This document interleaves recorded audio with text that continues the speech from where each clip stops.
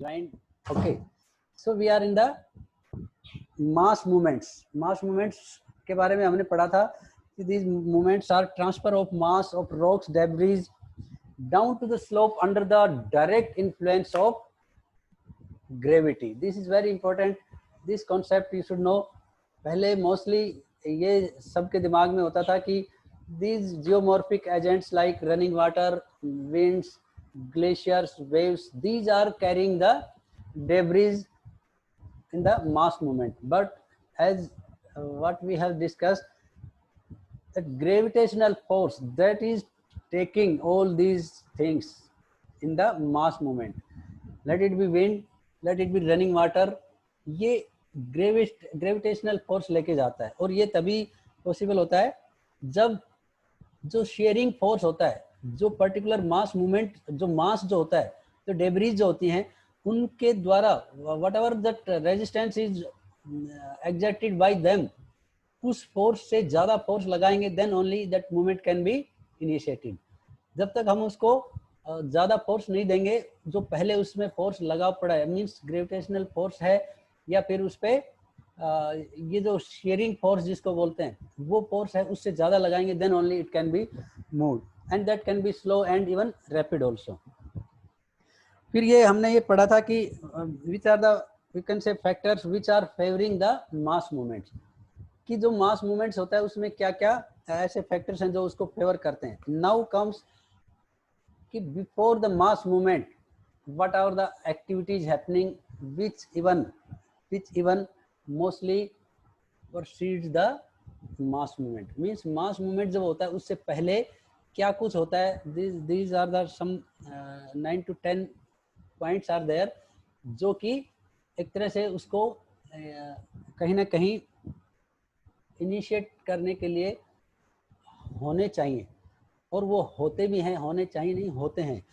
So first one is that removal of support from the particular material and that is below to that material. Suppose कोई heave है, कोई एक गड्ढा, एक तरह से एक ढेर पड़ा हुआ है, और उसके नीचे का जब तक सपोर्ट नहीं हटेगा, so that cannot join the mass movement. तो वो जो भी कुछ डेब्रीज है उसके नीचे का जो भी सपोर्ट है, that support if it is removed then there will be mass movement. तो ये मास मूवमेंट से पहले की एक्टिविटी है कि उसके जो सपोर्ट है नीचे के, that should be removed. Then increase in the gradients. See, if we are increasing even gradients and the slope or height of the slope, then also that mass movement will be easy and even it will be more easily, it will be moving from one place to another place. If we are increasing the height of the slope and even gradients, उसमें जो भी gradients हैं वो अगर हम increase कर देते हैं, so ये पहले की एक्टिविटी है जो मास मूवमेंट से पहले की होगी. Then overloading through the additional material naturally or artificially. जो मटेरियल होता है उसको अगर हम ओवरलोड कर देते हैं, जो पहले से मटेरियल होता है उसको उसके अंदर अगर हम और कुछ डाल देते हैं, that means it is overloading. वो चाहे फिर आर्टिफिशियली हो या फिर इवन नेचुरली हो. So if this is also done, तो वो भी मास मूवमेंट में ज़्यादा हेल्पफुल रहेगा. Then comes again overloading. Overloading एक और ओवरलोडिंग होती है, तो आर्टिफिशियली और नेचुरली जो डेब्रीज है उसमें करते हैं. एक और तरीका है ओवरलोडिंग करने का, दैट इज हैवी रेनफॉल. अगर ज़्यादा बारिश आती है तो उसमें क्या होता है, सम सॉर्ट ऑफ लुब्रिकेंट्स जो हैं, पानी जब जाता है तो उसमें सैचुरेशन हो जाता है, वो पानी जो है उसमें मिक्स हो जाता है डेब्रीज के अंदर, तो उसमें some lubrication work is being done, उसमें थोड़ा सा वो स्लिपरी हो जाती है. सो अगर ऐसा भी होता है, then also we are overloading that material by heavy rainfall. Then comes removal of the material or load from the original slope of the surface. अगर वो जो सरफेस है जहाँ पर स्लोप है, उस स्लोप के अंदर जो भी ऑब्स्ट्रक्शंस हैं, जो भी कोई मटेरियल है, उसको अगर हम हटा देते हैं, देन ऑल्सो मास मूवमेंट जो होगा वो अच्छे से होगा, ज़्यादा होगा. Then occurrence of that earthquake, occurrence of earthquake explosions, किसी भी टाइप का अर्थक्वेक आता है, देन एक्सप्लोजन होता है, या फिर कोई मशीन्स यूज की जाती हैं, in that case also movement, mass movement will be there, और वो इजी हो जाएगा. Then excessive natural seepage. Excessive natural seepage का मतलब क्या है? सीपेज क्या होता है कि पानी जो मटेरियल होता है उसमें से पास हो जाए, कितना सीपेज उसमें होगा, in that way that movement will be quite easy. तो नेचुरल एक्सेसिव सीपेज होगा. Then also then heavy download of water from lakes, reservoirs and rivers. ये जो रिजर्वॉयर्स होते हैं, लेक्स होते हैं या फिर रिवर्स होती हैं, इनके किनारों पे, इनके जो बैंक्स होते हैं, from that also if water is just leaking, then also there will be mass movement in that case. Then comes indiscriminate removal of natural vegetation. Indiscriminate, अगर नेचुरल वेजिटेशन है किसी एरिया में और उसको हम ताबड़तोड़ काटते हैं, we are removing that natural vegetation, so in that case also mass movement will be there. So ये सारी पहले की एक्टिविटी हैं before the mass movement, these are preceding all the way. Then comes different forms of movement. इसमें जो हमारा mass movement होता है उसकी डिफरेंट फॉर्म्स होती हैं. उनमें क्या है? हीव.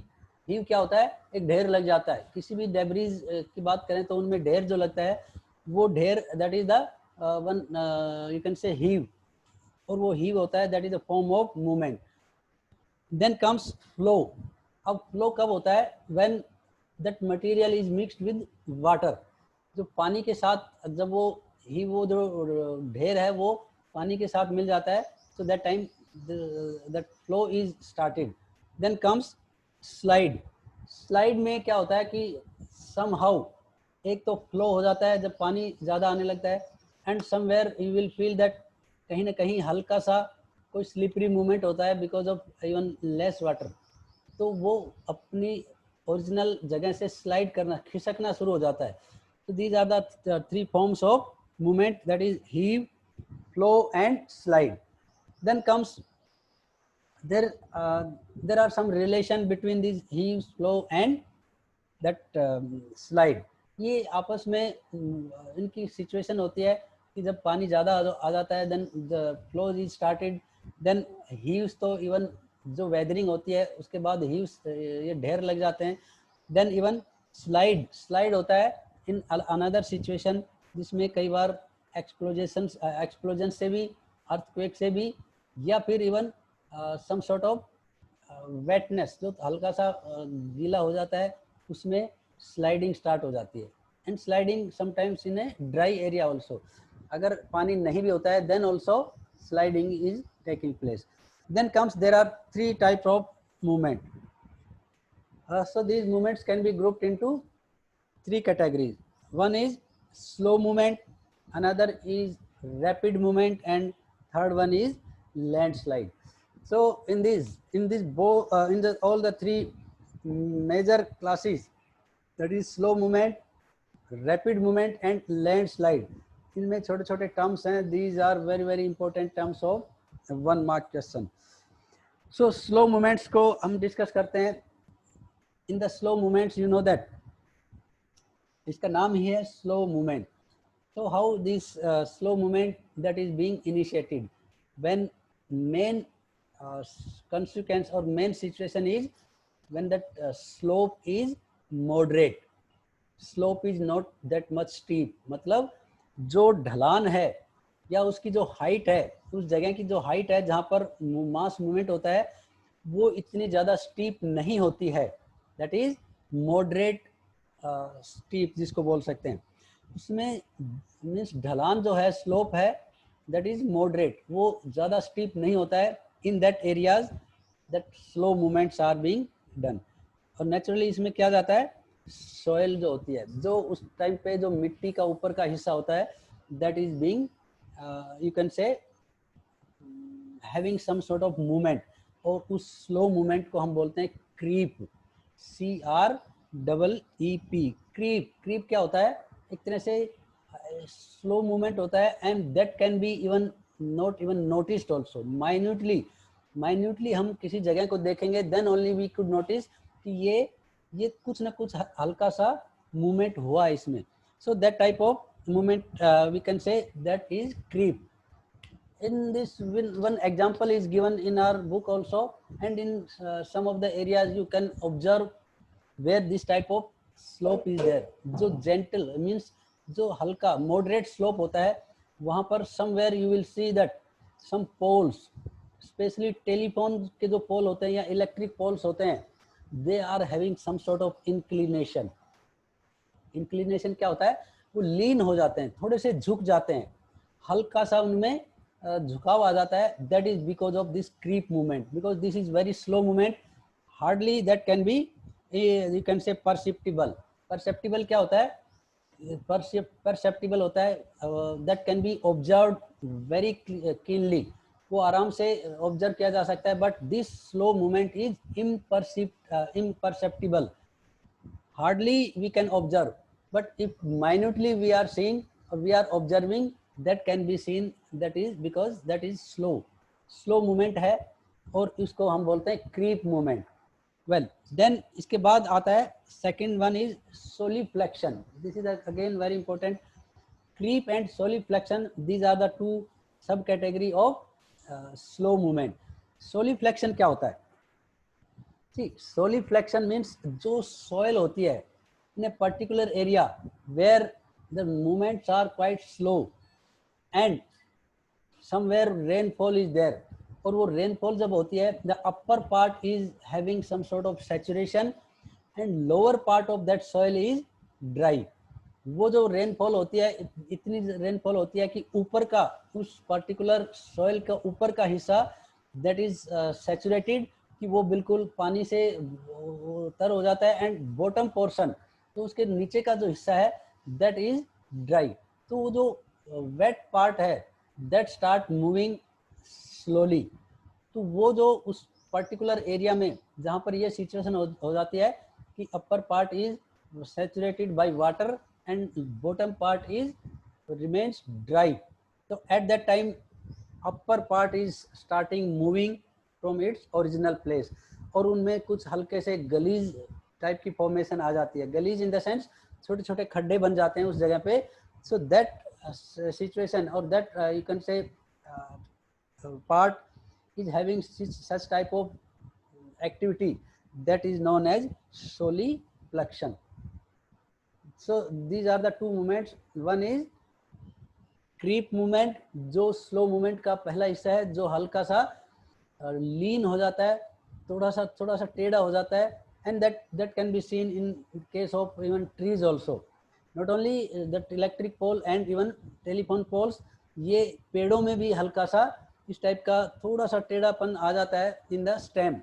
Yes, Himanshu, anything?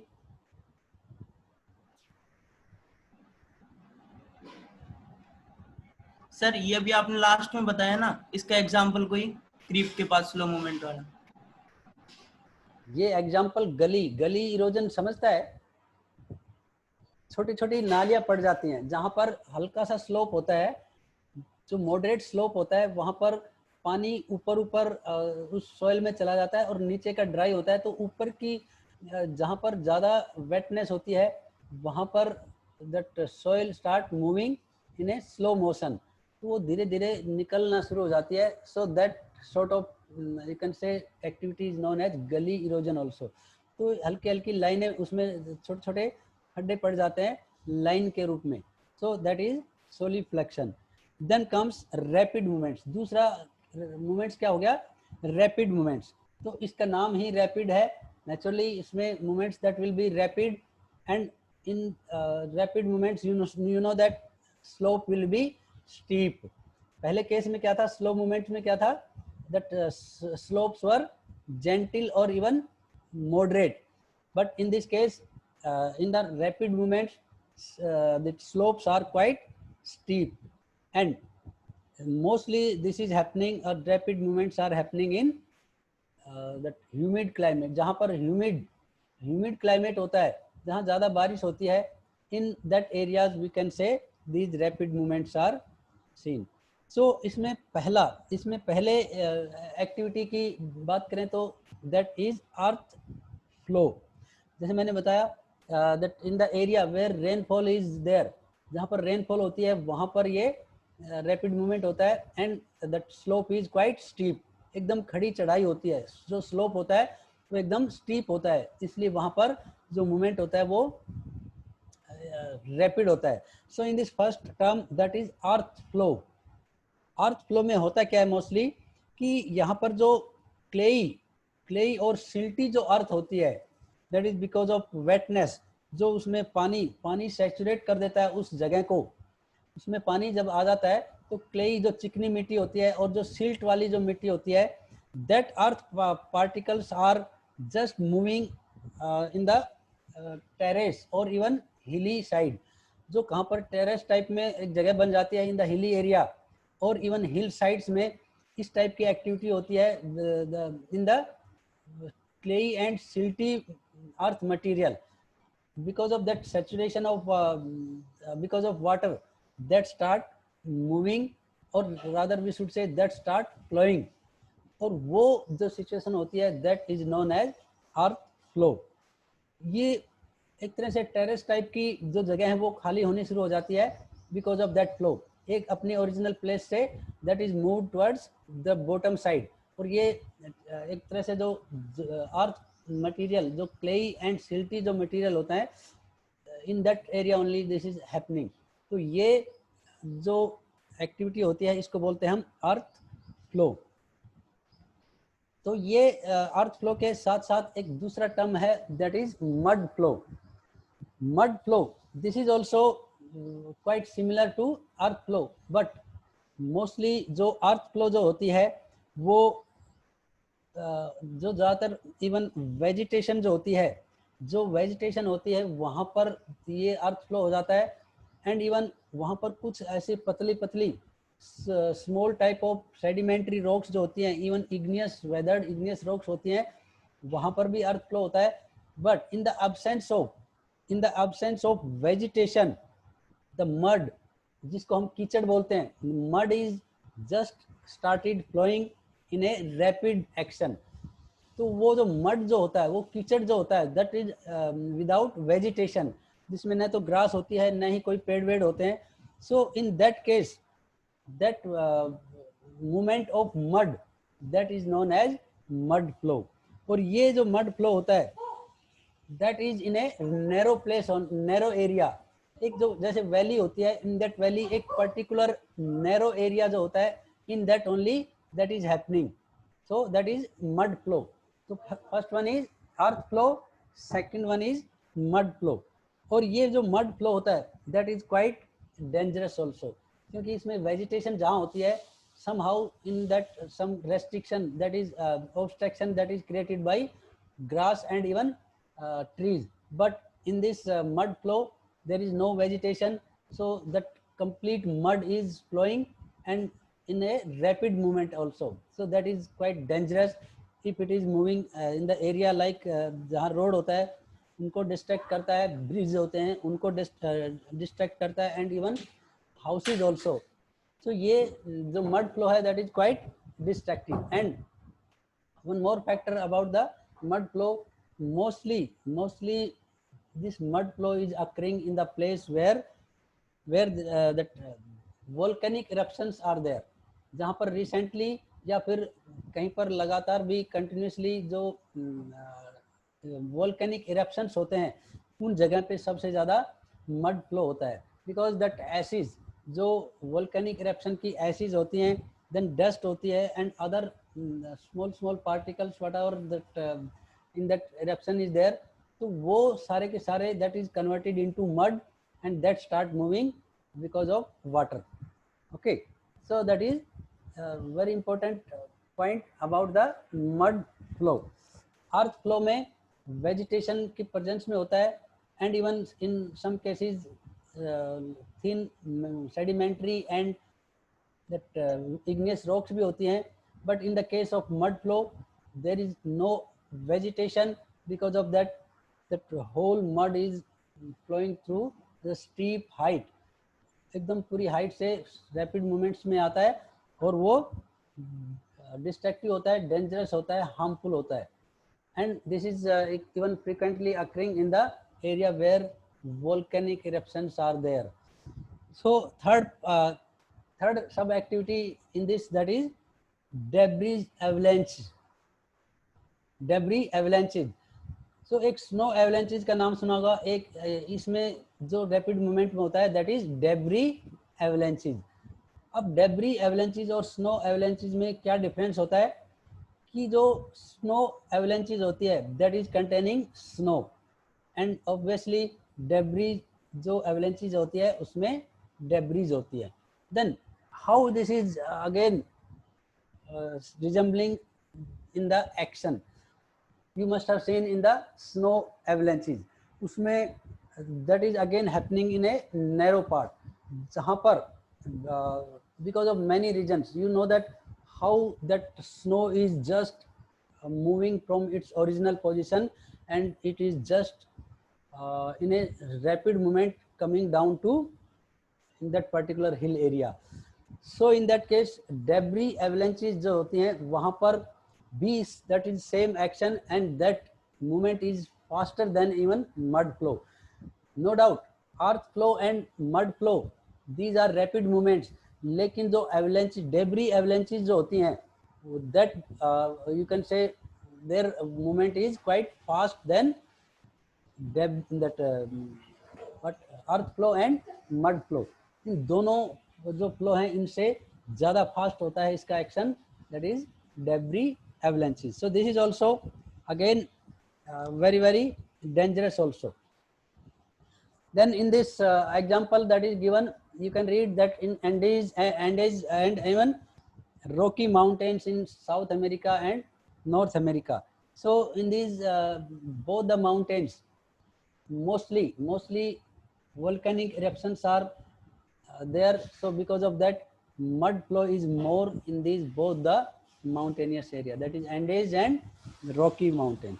इन दोनों जगह पे बहुत ज़्यादा मड फ्लो होता है बिकॉज इन यहाँ पर वोल्केनिक इरप्शंस फ्रिक्वेंटली इरप्ट होते रहते हैं. Then comes landslide. अभी तीसरा इसका जो एक्शन है दैट इज लैंडस्लाइड. अब बात आती है रैपिड जो मूवमेंट होता है और लैंडस्लाइड होती है, उनमें डिफरेंस क्या है. भाई स्लो एंड रैपिड में तो we can say that movement जो स्लो होता है और एक में रैपिड होता है, but landslide that is again resembling with the rapid movements, but in this case जो landslide होती है in that dry material is there. जो rapid movement होता है इसमें हमने देखा जहाँ पर humid climate होता है, rainfall ज़्यादा होती है, उसमें ये actions होते हैं, that is earth flow, mud flow and debris avalanches.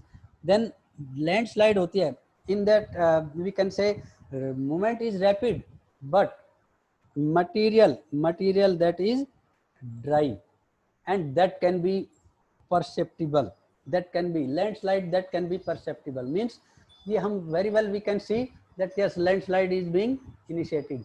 कहीं पर भी देखा होगा पिक्चरों के अंदर पहाड़ी एरिया के अंदर कैसे लैंडस्लाइड होती है and how it is blocking and even damaging the roads also.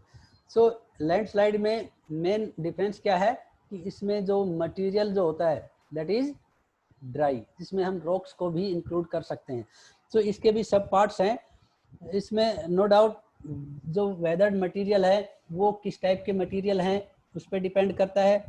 इसका जो मूवमेंट है जो लैंडस्लाइड का है या फिर स्लोप की स्टीपनेस के ऊपर भी डिपेंड करता है कि उसका जो स्लोप है वो कितना स्टीप है, वो ज़्यादा ऊंचा है या फिर जेंटल स्लोप है. So these are the factors on which the size and the shape of landslide is depending upon. Okay. Then इसमें भी सब एक्टिविटीज हैं. As I said many sub terms are given. So इसमें पहला जो term है that is slump, SLUMP. अब slump क्या होता है? You know that landsliding is there और उसमें जो लैंडस्लाइड का डेब्रीज या मटेरियल जो होता है that is moving from top to bottom side with a backward rotation movement. इसमें जब क्या होता है in that picture also it is given in the book, if you see that book, उसमें जो स्लम्प जो होता है, उस स्लम्प में क्या होता है कि there is a backward rotation movement in some cases where the slope is of such nature. कहीं कहीं पर जो स्लोप होता है वो इस टाइप का होता है कि उसमें whatever debris movement is there that is having some backward rotation. वो मूव करते हैं, जो पूरा का पूरा मटेरियल मूव करता है, तो वो मूव करते करते एक बैकवर्ड रोटेशन वाला जो मूवमेंट होता है वो उसमें होता रहता है। वो आगे भी चलता है लेकिन that movement is backward rotation with the particular material and where it is initiated. वो जिस जगह पे होता है वहां पर एक हल्का हल्का रोटेशन का बैकवर्ड का मूवमेंट होता है, so that is known as slump. Then इसमें कुछ एक ऐसी सिचुएशन भी होती है where there is no backward rotation. उस सिचुएशन को हम बोलते हैं दैट इज रैपिड रोलिंग और स्लाइडिंग।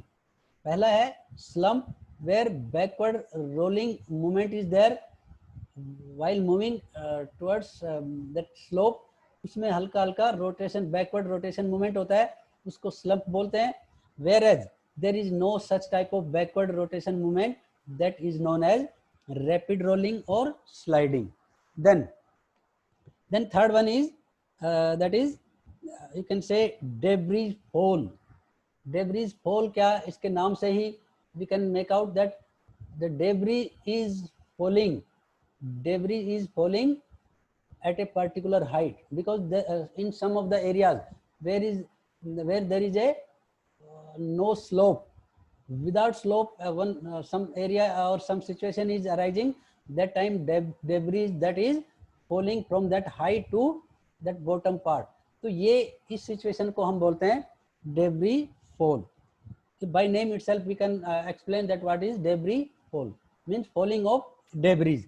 then इसके अलावा क्या होता है, rock slide होता है। एक टर्म होता है rock slide। अब rock slide का मतलब क्या है, somewhere you will see other than debris some rocks are again sliding। debris की जगह, debris क्या होता है, जो मटेरियल होता है, वेदरिंग जो होती है, जो टूट फूट होने के बाद जो मटेरियल होता है, that is debris। in some cases you will see that rocks are just sliding। पूरी की पूरी जो rocks का जो पूरा टुकड़ा जो है that is moving, तो उस सिचुएशन को हम बोलते हैं that is rock slide। then so that can be again perceptible। मैंने बोला था कि landslide that we can observe very keenly whenever it is occurring at any place। तो these that rock slide सबसे ज़्यादा perceptible है ये rock slide, क्योंकि rocks जो हैं वो दूर से ही clearly दिखाई दे जाते हैं। and again these are very harmful, destructive or creating a lot of damage in the area where any sort of habitation is there। तो जहाँ पर भी habitation है वहाँ पर ये damage करता है, that is landslide। अब landslide की बात करें तो landslide जो जिसमें ड्राई मटेरियल होता है, ड्राई डेब्रीज होती है, तो इसमें अलग अलग टाइप की डेब्रीज का भी लैंडस्लाइड हम बोल सकते हैं। एंड इवन रॉक्स जो होते हैं उनकी भी स्लाइडिंग होती है। तो इसमें मटेरियल अलग अलग टाइप के होते हैं। No doubt that rocks are also dry and other debris that is weathered material that is also dry in this case. Yes Himanshu. Steep slopes क्या होता है? स्टीप का मतलब होता है खड़ी जो हाइट होती है एकदम, जो एक तो स्लोप होता है, जेंटल होता है, हल्का सा स्लोप होता है, फिर मीडियम मॉडरेट जिसको बोलते हैं, और एकदम स्टीप खड़ी चढ़ाई जिसको बोलते हैं, उसको बोलते हैं स्टीप। स्टीप वर्ड है, उसको डिक्शनरी में देखेगा तो then it will be quite clear. Then हम अगर देखें तो जो लैंडस्लाइड होती है, there is a comparison between Himalayan region and the Nilgiri hills in the western Ghat area. इनके अंदर जो हमारी जो लैंडस्लाइड है उसका कंपैरिजन कर रखा है कि we know that in Himalayan region landslide is frequently occurring because debris or even debris avalanches and even landslide both are occurring frequently in Himalayan region. What is the main reason? Because Himalayan mountains are technologically or even technically these are active, these are unstable also, क्योंकि ये इसकी जो height होती है ये बढ़ती रहती है। whereas जो नीलगिरी हिल्स हैं in the border area of Tamil Nadu, Kerala and Karnataka and even some part of Western Ghat, these are quite stable हैं if we compare with the Himalayan mountains। इसलिए हिमालयन माउंटेन में ज़्यादा debris एवलेंचेस होती है and landslide होती है as compare to that Western Ghat and Nilgiri hills। But we know that there are some landslide and debris avalanches that is occurring in Nilgiri hills also, despite it is stable, but still it is occurring. Why? Because there is a mechanical or physical weathering in Western Ghat and Nilgiri hills। Mechanical में क्या होता है? There is a temperature, there is a high temperature sometimes, तो उसमें जो expansion होता है उसकी वजह से debris इकट्ठी हो जाती हैं and you know that there is heavy rainfall also in that area। तो जब वो weathered material rainfall की वजह से move करता है तो that time we can say these debris avalanches and landslides are initiated in Nilgiri hills and even that is in Western Ghat area। So now time is almost over, so we will not rejoin today. Next we will discuss erosion, deposition and soil formation। So tomorrow I think there is no class, so we will see on Monday। So this chapter is very very important and that's why I have taken lot of time also to cover this। बहुत ये बहुत ही important है, बहुत ज़्यादा questions बनते हैं इसमें। You should go through and you should start revising